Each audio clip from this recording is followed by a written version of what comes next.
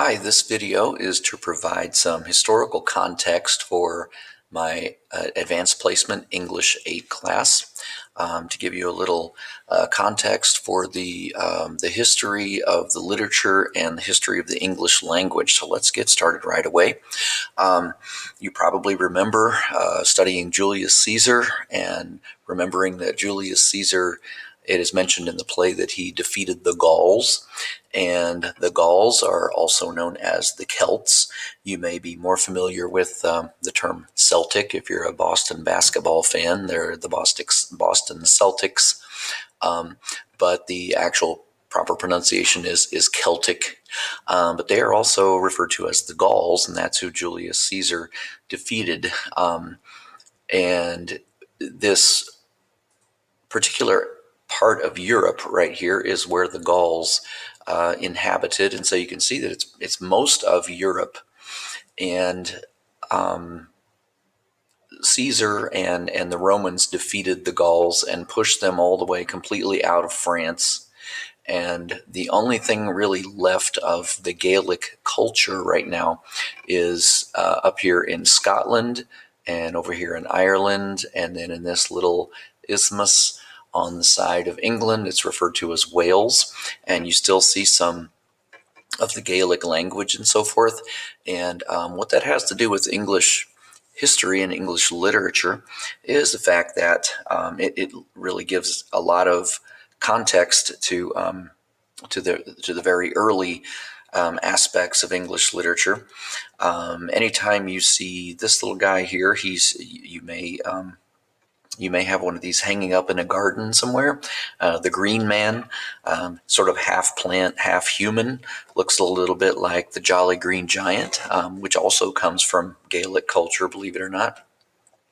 If you've seen the play Midsummer Night's Dream, you see that there are lots of goblins and fairies and sprites and supernatural creatures living in the forest, and so that comes from the Celtic tradition as well. One of the sort of sad things about this is that we don't have a written language, so a lot of the Celtic culture and the stories were handed down by the oral tradition. So we've probably lost a lot of our Celtic history. If you've ever seen the movie Braveheart, you know that this is William Wallace. He's Mel Gibson is the actor. He's portraying a Scottish hero named William Wallace, and it sort of comes from the Celtic history as well. And the thing about the Celts is that they are a loosely connected band of tribes. They're unified by their culture, not so much by any kind of a central government or anything like that. But through their culture, through their practices, and through their language, and that's about it. They had some clan affiliations, but no real central government form. They were pretty formidable fighters, and Julius Caesar had a hard time defeating the Gauls. They were a lot of they were huge in numbers, and in spite of Julius Caesar's smaller numbers, he was able to defeat them because of superior battle strategy and superior weaponry. And so when you see Gaelic kinds of things in English literature, it's usually pretty fantastic, otherworldly. When we see King Arthur legends, that comes from the Celtic culture as well. And let's move on here to, so the Romans ruled England, which is here, from the 1st century to 450 AD. And the Romans came in, and you can see that they ruled over most of Europe. It was part of the Roman Empire. And after Julius Caesar died, he left his as his heir was Octavius, as you remember from the play, but Octavius changed his name to Augustus Caesar, and that was really kind of the heyday of the Roman Empire, when they really expanded and took over a lot of territory. And they did take over England up to just south of the Scottish border. And That is marked by, it's still there today. This is called Hadrian's Wall, and it marks the northernmost border of the Roman Empire in England. And if you're a Game of Thrones fan, you probably recognize a lot of references to the Wall, and anything north of the Wall is really scary, and there are bad things that happen north of the Wall, and that really is a reference to Hadrian's Wall. And so the Romans came into England, they inhabited the country, and we still have lots of Roman artifacts and Roman earthworks and architecture in England today. This is actually in the town of Bath in England, which is still a kind of a tourist attraction. And these are sulfur baths, natural springs that exist there in England. And the Romans came in and built these structures around the baths, and this is where the Roman royalty and nobility would have spent their leisure hours in England.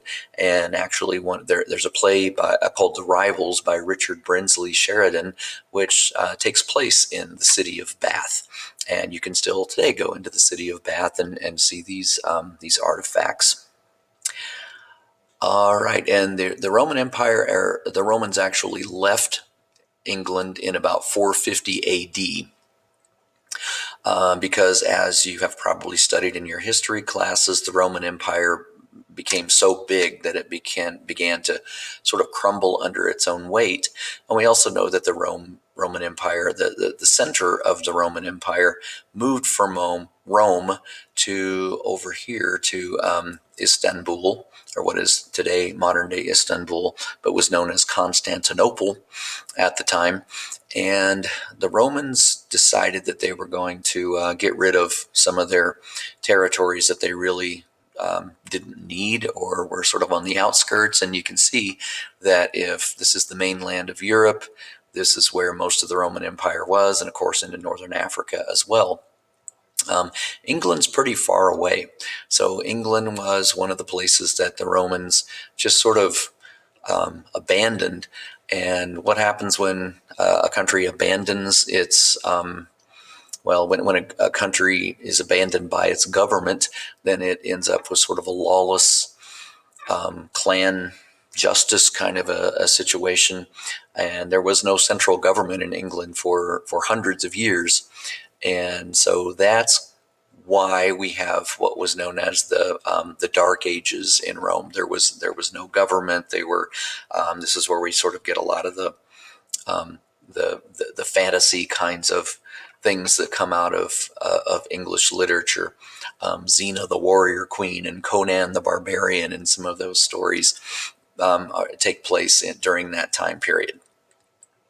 And so we move on to the next frame, the Anglo-Saxon period, and that would have been the time right after the Romans exited up into the year 1066, which was the year of the Norman invasion, which we will talk about a little bit later on. And the Anglo-Saxons, it was actually Anglo-Saxon literature, comes from a lot of different sources. So we have, as you can see here, this is Denmark. And Vikings came from Denmark and from Sweden and from the Nordic countries here, and sailed across the sea into England, inhabited the northern part of England and into Scotland, and left a lot of their language tendencies there. And then we also have Jutes and Saxons and Angles and Picts and Scots and all kinds of other about 14 different recognizable groups inhabited England, and they all sort of mixed and mingled and became this group, which we later on knew as the Britons, or as the Anglo-Saxons.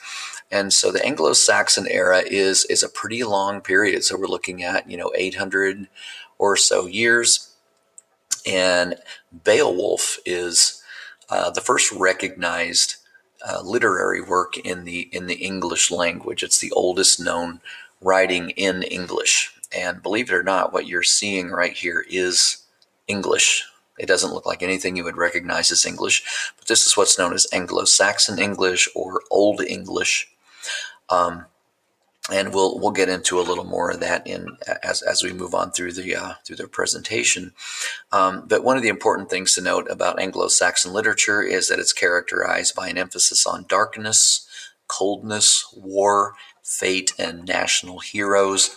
It is very different from the Celtic tradition, because with the Celtic tradition, you've got fairies and sprites and goblins and all kinds of fun little creatures, playing tricks on each other. And Anglo-Saxon literature is characterized by darkness and by warriors trying to achieve some sense of greatness. As they, after they die, their name is supposed to live on. It's the only way they can achieve any sort of immortality, in their view, because there is no afterlife in the Anglo-Saxon religion.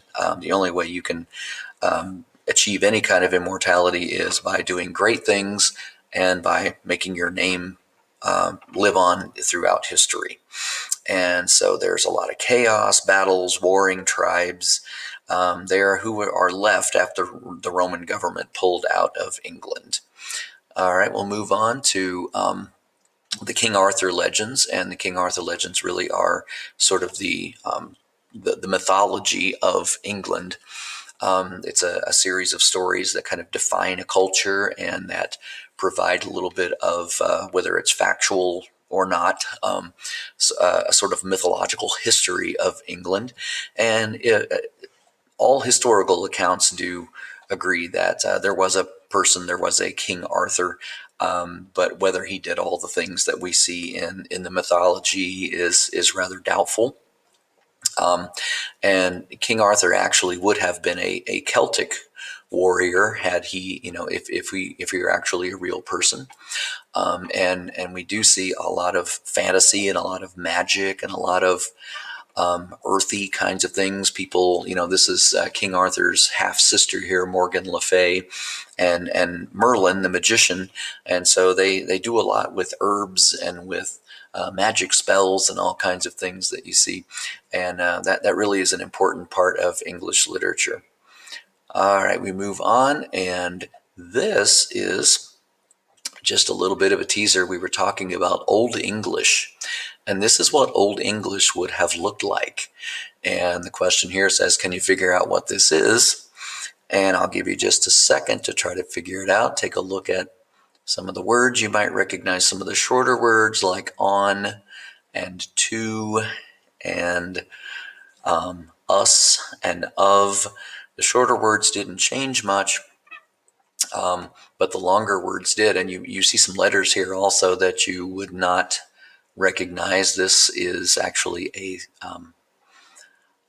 an Old English letter, and this is another one that you're probably not familiar with. But both of these letters are different forms of what we would refer to as the TH sound now. And this would have sounded nothing like the English that you hear today. And when you hear people saying that Shakespeare is Old English, now you can correct them, because this is actually what Old English looks like. Shakespeare's English is actually early modern English. And we'll put that into context a little bit later on. But I'm going to go ahead and let you know what this may have sounded like. There are versions of this on YouTube, but this is what Old English probably would have sounded like. Fader ore thutiarton hefonum, sithi nama ye halgod, tobikomathin riche, ye wardathin vila, on erdan swaswa on hefonum, or neye dachwam lichen laf sile ustudag, and forgive us or giltas, Swa we forgiveth urum giltendam, and ne ye lad thu us on kostnunga, ac alis us of ifele sotelice. So that's what Old English would have sounded like. And in case you are still trying to figure out what this is, I'll let you in on a little secret. This is the Lord's Prayer in Old English. And so now that you know that, you may be able to pick out a few of the familiar words. Father, so instead of our Father, it would be Father our. And then art in heaven. And we have the name, thine name, and we know that this is a TH sound, thy name. And then instead, let's see, to become then rich, and thine will on earth, and this would be as it is in heaven. And this is another form of our. And laf is actually loaf. You could maybe translate that into loaf. And then sile would be give us today. This long word here actually means daily. And forgive us our guilts as we forgive our guilty, those who have trespassed against us. And nay, and don't ye lead, mean don't you lead us into, this is a word for temptation, and this would be a word for but, deliver us or release, alice us of, and this would be evil. And this word sothliche just means truly. So it's kind of like their version of amen would be just to say truly. And so there you have it. So the next time somebody says that Shakespeare speaks Old English, then you can straighten them out and let them know what's going on. All right, let's move on to the next frame. The next major milestone in English history is 1066, and that's a hugely important date because it's a date when William the Conqueror invaded England, changing the English language forever by introducing a number of French words and phrases. So in 1066, England did have a king, and the king did not have a legitimate heir. He had some, he did have some biological children, but they were not by the actual queen, so thereby making them, not heirs to the throne. Well, William lived in France, where Normandy is, and when he found out that his biological father had passed away, he brought in a huge army across the English Channel and invaded Normandy, the same Normandy beach where the battle happened in World War II.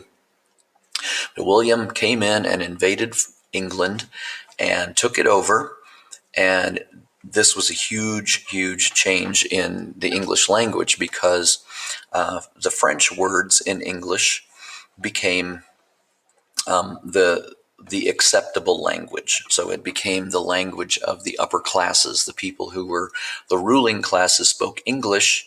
The people who were the peasants and the working classes would speak Anglo-Saxon.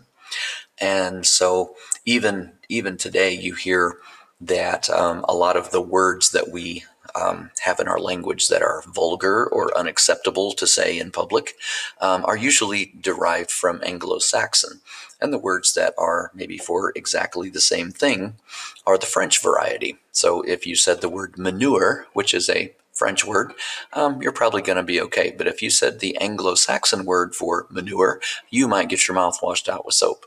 So a lot of it just has to do with class and preference as opposed to vulgarity.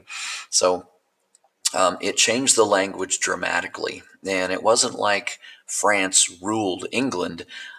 It was that William the Conqueror brought a lot of French people into England, and they were the ruling classes. So generation after generation, those same people, the same family and their descendants existed in England, and they really identified more with England than with France, but they kept their French language tendencies. And so that is why the 1066 is such an important date in the history of the English language. And then we move on. Okay. Looks like we're missing a slide. Let's go ahead and move on to the medieval times. Okay, so after 1066, things changed rather dramatically. The French people brought in the feudal system, and so whereas England was very chaotic and there were, just warring tribes all over the place before, now England brings in this very structured, very rigid hierarchy of power known as the feudal system. And they also introduced their own variety of Christianity. They brought in the medieval. Well, the medieval church was already there pretty much, but medieval life and law was governed by a specific list of rules, and you're not going to find these rules anywhere in the Bible. It was all put together by the medieval church, and these are the 7 deadly sins. You can see lust, pride, sloth, anger, envy, gluttony, and greed.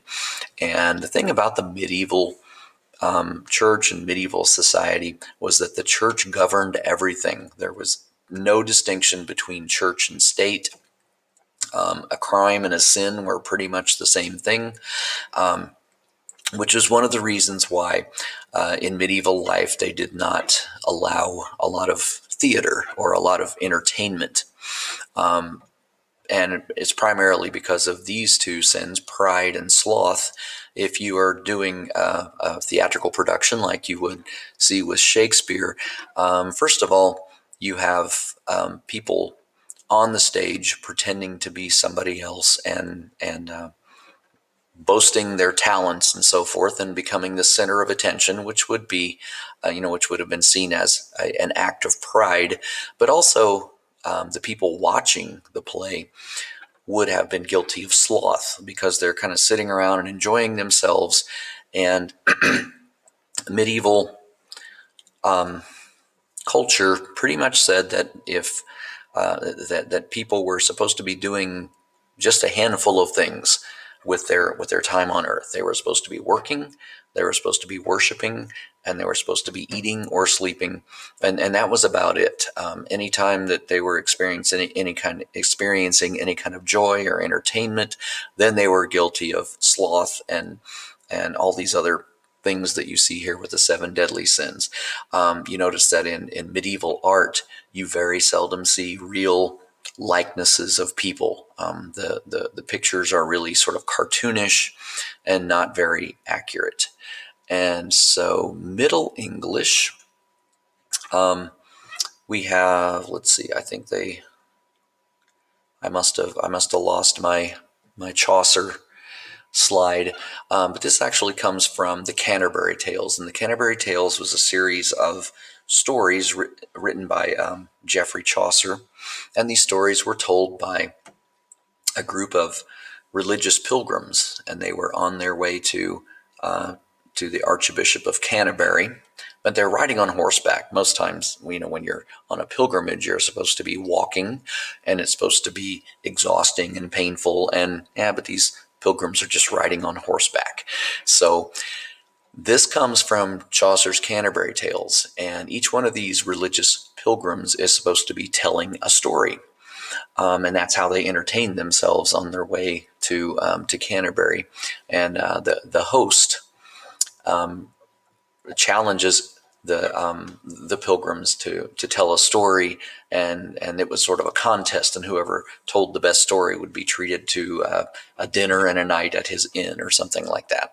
So this is the prologue to the Canterbury Tales, or at least part of it, and it would have sounded something like this. One that April with his shora sota, the drocta of Marcha hath persed to the rota, and bathed every vena in switch liquor, of which virtue engendered is the floor. When Zephyrus eke with his sweat breath, inspired every hath in every holt and heath, the tender croppas and the younger sonna hath in the ram his half a corsa, Urona, and smaller folas making melodia, that slepen all the night with open ye. So pricketh him nature in her courages, that longen folk to go on pilgrimages, and palmeres for to second strange strondas, to ferna halwes cutha in sondre londas, and specially from every Shiraz enda of England to Canterbury they wenda, the holy blissful martyr for to Seca, that him hath holpen when they were to Seca.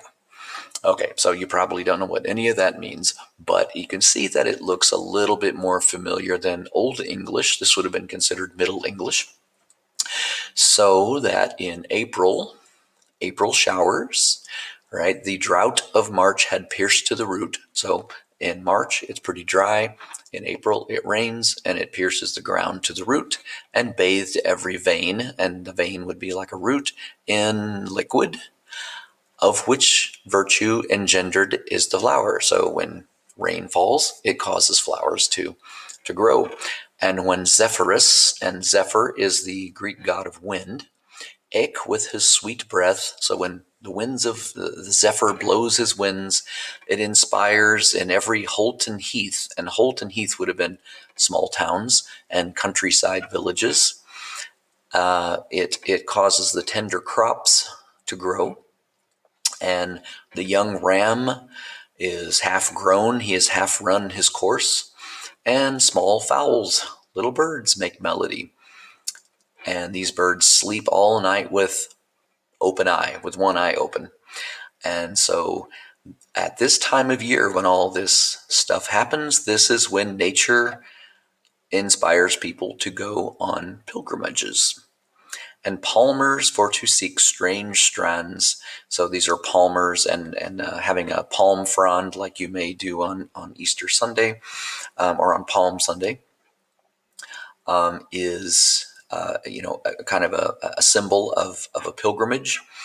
To Fern Holloway's Kutha in sundry lands. So, in other words, they're going to different lands in these pilgrimages, and from every shire's end, and a shire is a small town, of England to Canterbury they went. And the Holy Blissful Martyr, and the Holy Blissful Martyr was, he was a guy who was actually murdered. He was an archbishop who was murdered in sort of by direction of a king, and there's a little story behind that. But anyway, the rest of the prologue is you can read that on your own if you want to, if you're interested. So anyway, this is the Canterbury Tales. Canterbury Tales, Geoffrey Chaucer was the Shakespeare of his time, and this would have been written around the 1300s. And it's really actually pretty entertaining. There's some really fun kind of slapstick things that go on in the Canterbury Tales, but there's also a lot of political statement going on and some really interesting things. So if you're interested in English history, medieval history, I strongly suggest that you read the Canterbury Tales, or maybe if you have a chance to take a class on older English literature, take one of those in college. All right, let's move on. So this is, again, the feudal system. This is what was brought about after 1066, after the Normandy invasion. It's a powerful emphasis on order, including the universal order. And the universal order means that it was the belief that everything in the universe had its place in a particular hierarchy, and that it was ordained by God. And if anybody tries to throw that away or to change up the order in any way, tries to depose a king, then God was going to bring his wrath down on those people. And you see reference to this in Julius Caesar, when Caesar is about to be executed, and there's a storm, and there's all these strange and unnatural things happening. That is a direct reference to this universal order. And in medieval England, it gave rise to the hierarchy of power, position, and land control known as the feudal system. And you can see that there are some distinct orders, distinct positions, stations in life. And whereas in the United States, we value sort of moving up and picking yourself up by your bootstraps and trying to rise and elevate your position in the world. In medieval Europe, it would have been considered a sin to try to rise above your station in life. And so that is the feudal system. And then what happened, wait a minute, with medieval literature and medieval life, the church is everything. The seven deadly sins are everything. To create art just for the sake of arts, just for the sake of art, would have been considered a sin. And the medieval church was kind of an interesting thing. It really kept poorer people poor, and kept power in the hands of just a few people. Well, so the Renaissance comes about, and I know you've studied Shakespeare, so you know a little bit about the Renaissance and what actually happened with the Renaissance. How did the Renaissance happen all at once? Well, it didn't really happen all at once, but it happened for the same reason that the medieval church kept people in under such tight control, and that is because there was a pope who decided that it was okay to produce art for the sake of art. It wasn't sinful. You could create likenesses of real human beings, and you see this is, Queen Elizabeth here. She looks pretty realistic. Shakespeare looks pretty realistic. We don't have any pictures of Geoffrey Chaucer because at the time it would have been considered a sin to create a likeness of a real human being. And so we know that very shortly into this, in Italy, Leonardo painted the ceiling of the Sistine Chapel. And we have some very realistic art, and there was this explosion of art. And I always think of it as being, grounded for 800 years. And now all of a sudden you can do all those things that you weren't allowed to do. So people are trying to make up for lost time. So that's why we have this explosion of art that is the Renaissance. And that goes from about 1450. That is in England. It actually happened earlier in Italy, but around 1450 well, we'll talk about the actual historical aspect. But as far as modern English goes, this is the beginning of modern English. It goes from 1450 into the present, so we're still in the modern English era. All right, so let's move on. We have, backing up from Shakespeare a little bit, Henry VIII. And you may know this little rhyme about Henry VIII. He was quite a character. One of the things that makes Henry VIII really stand out in history is that he broke from the Catholic Church, started the Church of England, and there's a whole long story about that. He was married to a princess from Spain, and for almost 20 years, and then he decided after 20 years he was going to have that marriage annulled. Well, the Pope was pretty strongly aligned with Spain. They were very, very tightly involved, and so the Spanish king and the Pope decided that Henry was not going to be able to get an annulment, and so he could get his annulment from his first wife, or his divorce from his first wife, and also so he could just have more power.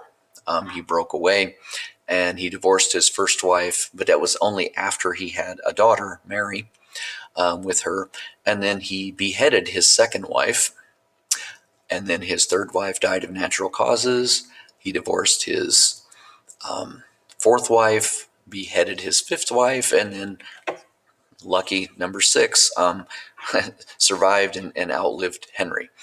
And so they had three children: Mary, who was the daughter of the Catholic princess from Spain, and then there was Elizabeth, who was the second born, and then the youngest one was named Henry Fitzroy. And we will do a really quick view of what happened with these people. So this is Mary, or actually, let's start with Edward. Okay, so Edward was the son of Henry VIII, and he actually took the throne at the age of 9. He didn't live very long. He died about 5 years or so, 6 years after taking the throne. People believe it was tuberculosis.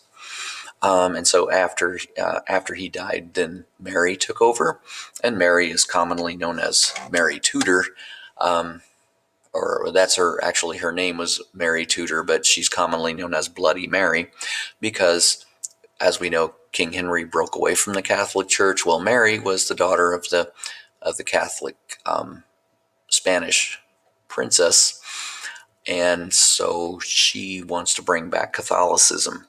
And she had the Church of England officials, hundreds of them, executed in a very public and in a very torturous kind of way. And Mary ruled for a period, I believe, of about 5 years, and then she died. Some people think it was a stomach a tumor in her stomach, something like that. But she also, her little sister was Elizabeth, and since Elizabeth was an Anglican or a member of the Church of England, Mary actually had her own sister imprisoned in the Tower of London. So there was some interesting family dynamics going on there. And then after Mary dies, then we bring about Queen Elizabeth, who you all know from having studied Shakespeare. And Elizabeth was a very shrewd and cunning leader.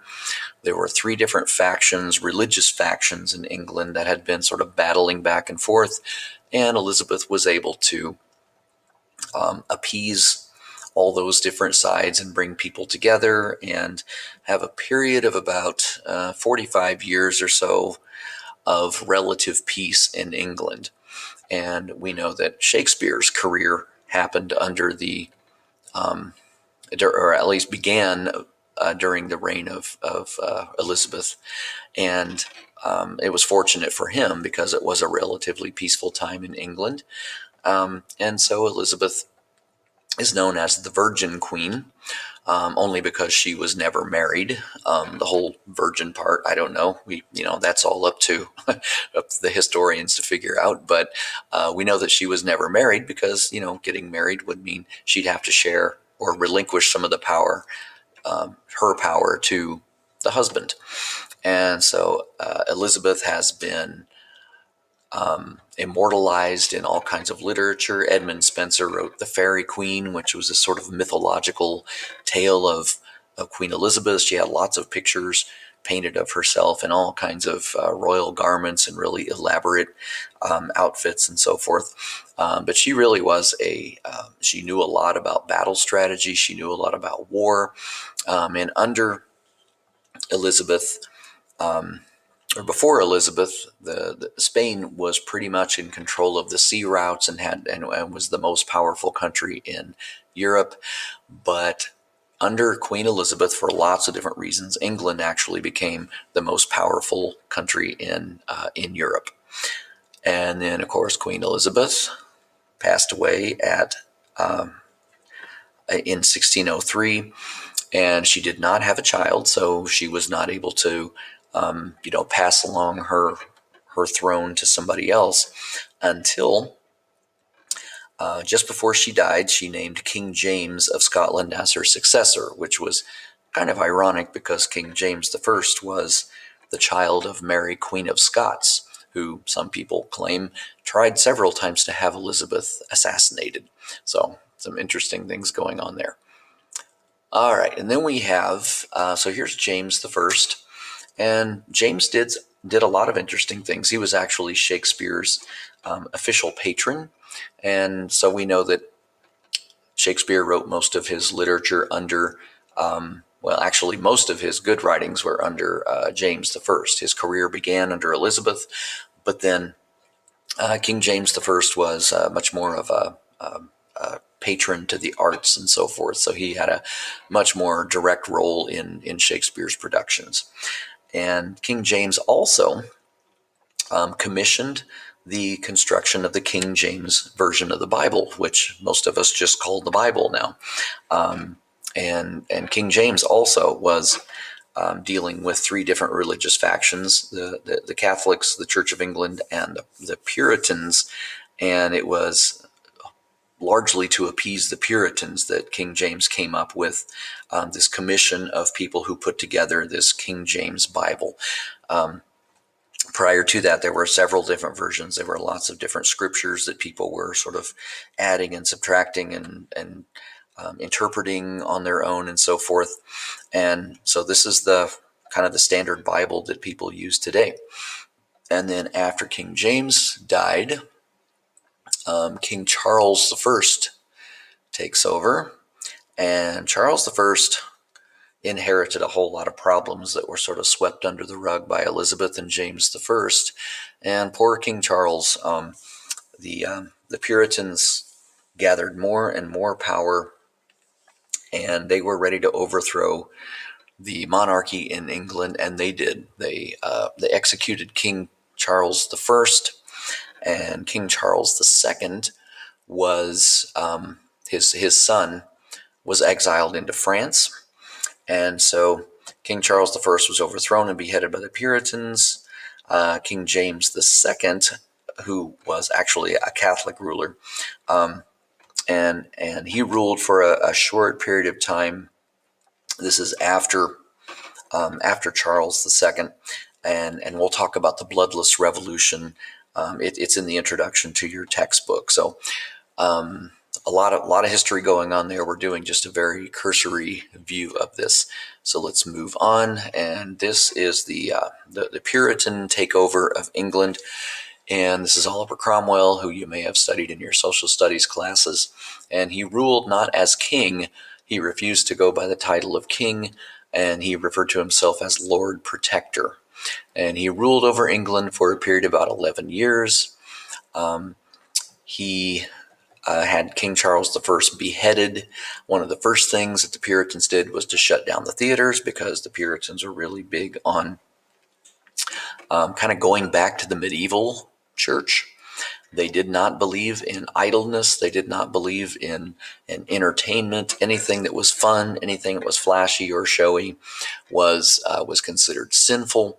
And you see what happens with the Puritans in the United States with the Salem witch trials and some of the very strict religious aspects of what happened with the Puritans in the colonies. And so here we have Oliver Cromwell. Cromwell ruled for a period of about 11 years, and he died. His son, Oliver Cromwell Jr., took over. He wasn't much of a leader, and by then England was pretty tired of all that strict Puritan business. And so this is where we have the Restoration. They kicked out Charles II. They dug up Oliver Cromwell's body, and they actually posted his head, or his skull, what was left of his head, in a very visible place near the Thames River for everyone to see, as a reminder of what happens to people who try to throw over the monarchy. And they brought back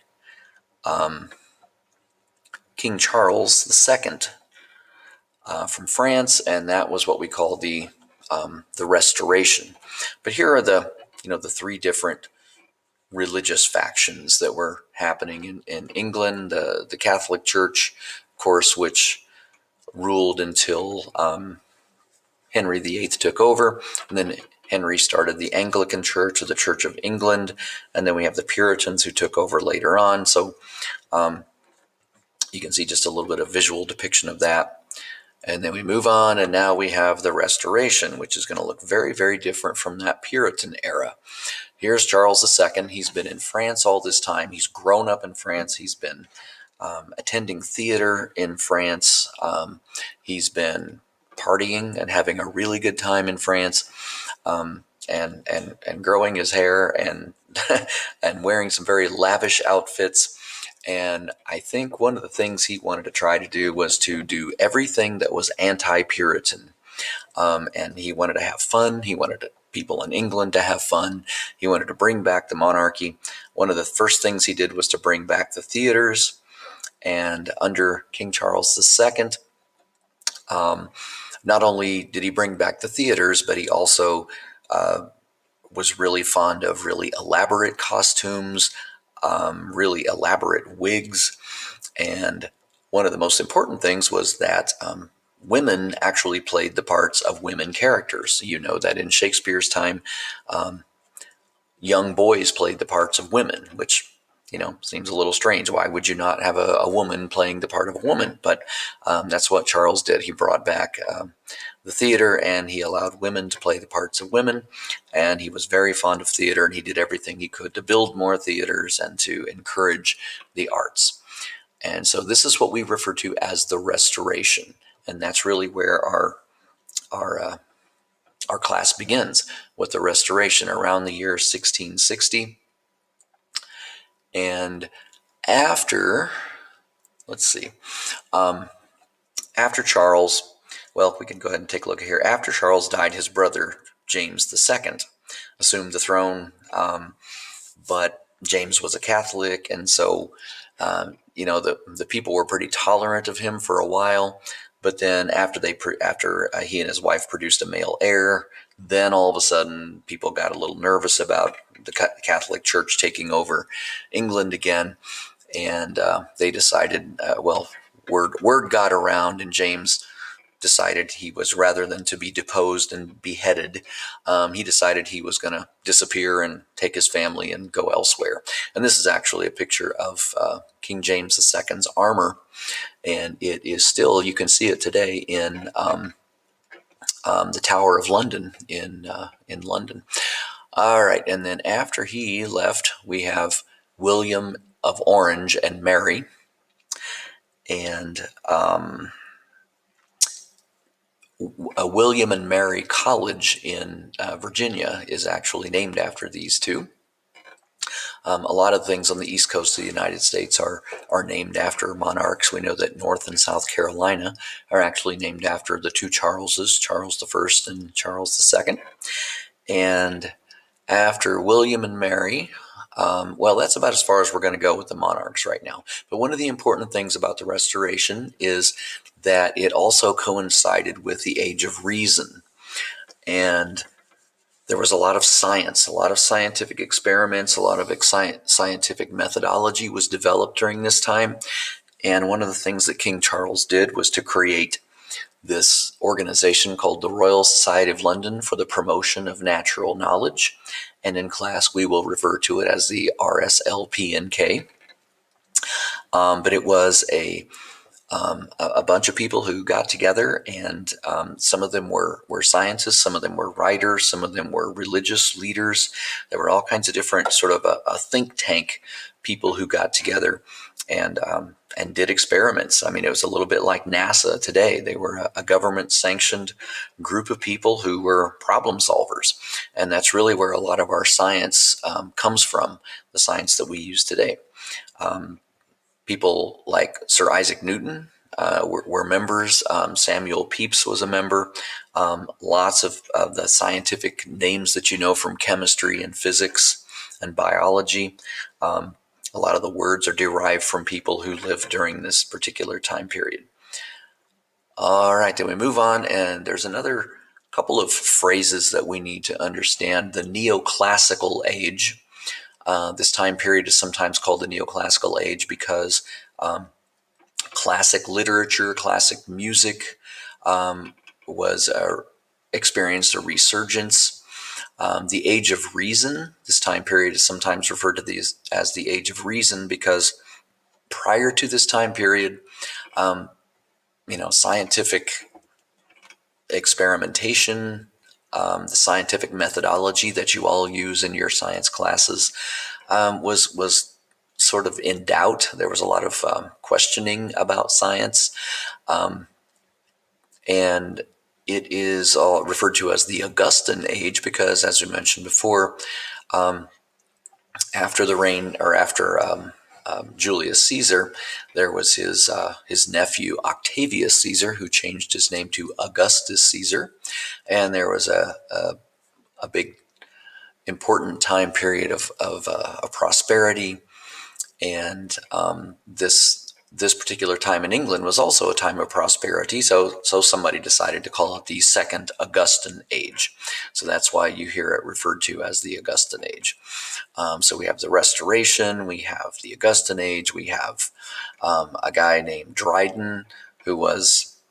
There's a frame about him a little bit later, but it mentions more about his how he simplified the English language from what we know from Shakespeare. We see some of the writers that you see here. Jonathan Swift.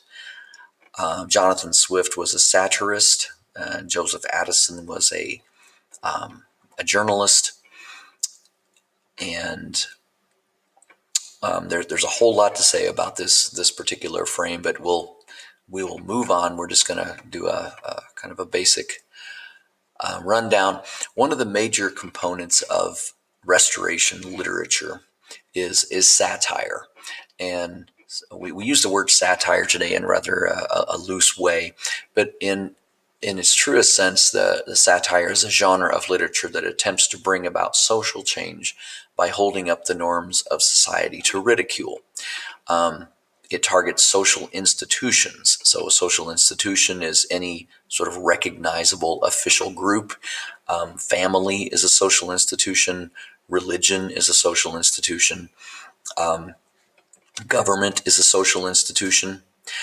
So it targets the entire institution rather than individuals. So with satire, some of the tools of satire are hyperbole and caricature. And hyperbole is gross exaggeration to achieve an effect. And caricature character is characters whose features are exaggerated, and you could consider these caricatures because their features are exaggerated, but not just their physical features, but their character features too. So if they're pretty evil characters in real life, they're going to be super evil characters in the caricature. So satire was played out in the theaters and in all types of literature, and of course we have political cartoons as well. And speaking of political cartoons, we have this guy William Hogarth, who was perhaps our first political cartoonist. He was a satirical painter who depicted social situations in England, and he was a visual satirist. And we have here what looks like Parliament, people sort of hanging around in Parliament. And I'm not sure, I'm assuming there's a caption to go along with some of these pictures. But Hogarth was the guy who really kind of started and invented the political cartoon. So let's move on to another major breakthrough in the Restoration was the novel. And we sort of assume that novels were going on since the beginning, but actually people didn't have time to sit around and read novels. And up until this time period, most people were illiterate also. Only the very highly educated or people who were involved with the church were actually literate. And so as we see here, the novel was so named because it was a new form of literature, and we still call it a novel, even though it's not new anymore. It was aimed at the newly formed middle class who had the time and the means to be entertained by long fictional works. Again, remember that in medieval times and in the Puritan times, sitting around and reading a novel would have been considered a waste of time. It would have been considered sloth, because you're really not producing anything, you're not building anything, you're not creating a means of survival. Now, this middle class that we refer to came about because the Age of Reason created a lot of new inventions. It created a lot of improvements in sea travel and in just the ability to move from one country to another. And that, of course, prompted a lot of trade. And England, because it controlled the sea routes now, was able to move from one place to another and to bring in all kinds of different goods that could be traded. And we have a lot of sort of private citizens now who are starting their own businesses, buying up ships, going to different places around the world, bringing them back to England and selling them at quite a profit.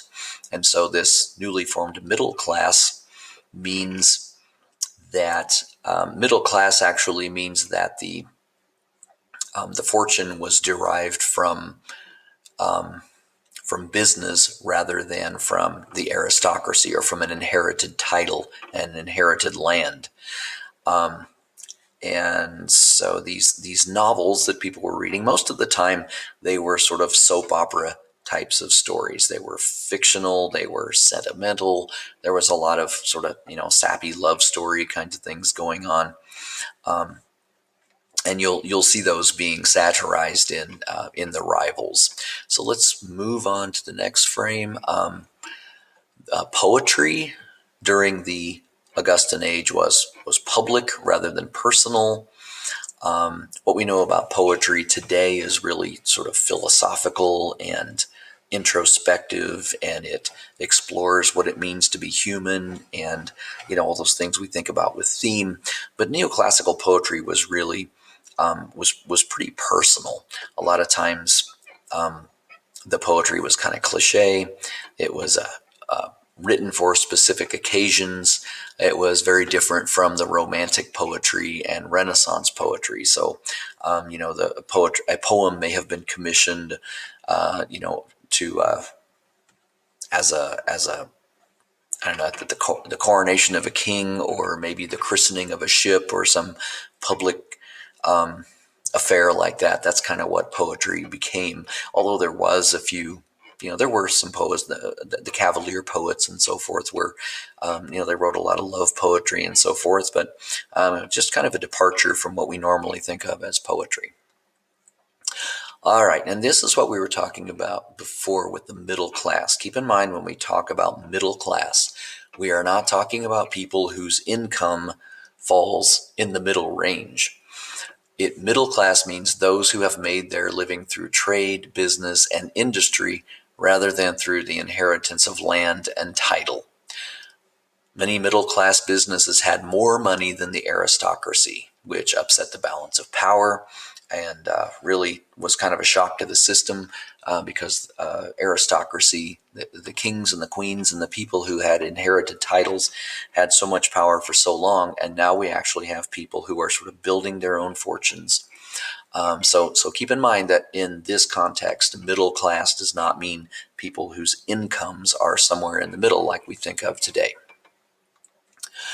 Okay, so the idle leisure class, again, as we talked about with the novels, there was this sort of rising class of people who had a lot of time to do absolutely nothing. And so what they would do was to, I don't know, I sort of think of these as the modern day Kardashians, right? People who have this giant fortune and a ridiculous amount of time on their hands, and expendable income. And what do you do with all that time? So they became known as the idle leisure class, and it became the target of a lot of satire. A lot of them were the merchant class. Some of them were part of the aristocracy. But it created this extravagance and this real distinction between the haves and the have-nots. So there was very little actual middle class as far as income goes. There were people who had lots of money and people who were pretty much dirt poor.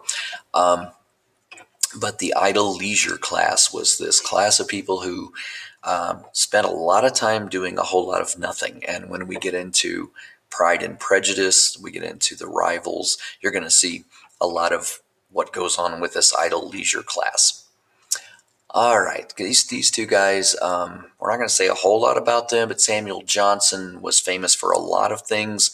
Probably the one thing he's the most famous for is that he was the author of the first English dictionary, but actually what he spent most of his time doing was as a literary critic, and particularly of the works of Shakespeare. He was a professor, he was a teacher, he was a writer, and a lot of what we know about Samuel Johnson came about because of his student, James Boswell, and Boswell was the biographer of Samuel Johnson. All right, another author that we want to take a look at is Jonathan Swift. He wrote Gulliver's Travels, which you're probably familiar with. He wrote A Modest Proposal. He was a very prolific writer. Not a guy who really wanted to make a career as a writer. It just sort of happened that that his works became very well known. But he was a satirist, and he was an Anglican priest, a ordained member or ordained priest of the Church of England. But he lived in Ireland, which was very highly Catholic. And so he was a Church of England priest in a very highly Catholic country, and Ireland was also very poor at the time. So he wrote a lot about the corruption and so forth that brought about the poverty that occurred in Ireland. And we move on to Daniel Defoe. He's another writer that we should pay attention to. He was the author of Robinson Crusoe, which some people consider the very first novel. It's up to debate whether it actually fulfills all the requirements for a novel. He also, interesting thing about Defoe is that he was a dissenter, and a dissenter is kind of a generic name for anybody who disagreed with the Church of England. Defoe's family was actually probably leaning Puritan, and so he was actually put in jail for writing an ironic or a satirical pamphlet that criticized the Church of England. And he, as part of his punishment, he was forced to spy on his own people. So he had kind of a rough life as far as his personal and religious life, but his writings really made their way into the canon of English literature. Then we have the birth of journalism really happened during this time period. Joseph Addison and Richard Steele were considered the first two English journalists, and there's some interesting hairdos going on there also. But we have the Spectator and the Tatler were the first two periodicals that we know of, and they were they did not strive for any sort of objectivity. They were very political, very editorial, and opinionated. And one of the things that we know about this particular time period also is this thing, the coffee house. Coffee houses were really popular, and just as they are today. And coffee came about because of there were advanced means of traveling. People would sail to different countries where coffee was grown. We know that coffee does not grow in England. So some of the more tropical and mountainous regions where coffee grows, they brought it back, and it became really popular and fashionable. And the coffee houses where a lot of intellectuals, a lot of highly educated people and powerful people would hang out together to socialize and gossip and debate and come up with ideas. Writers would meet at coffee houses to sort of get their ideas together and critique each other's works and so forth. And again, coffee houses are still kind of like that. People still go to Starbucks and work on their college papers, and professors hold court at different coffee houses and so forth. So this is where the coffee house gets its beginnings. And now we have this guy, Samuel Pepys. His name is pronounced Pepys, not Pepys. And he is famous for his diary, which is a really valuable historical record of the Restoration period. Pepys, again, was not really a professional writer. He was, at one time, he was the commander of the British Navy. He held several different government positions. But he was very meticulous about writing everything down, and he even wrote it in sort of a special code language so nobody could understand it. But then once he had written down so much, and towards the end of his life, he left his diary behind, and it is still, you can see his diary. I believe it's at Cambridge University. I don't remember if it's Oxford or Cambridge, but Pepys is one of our greatest sources of English history.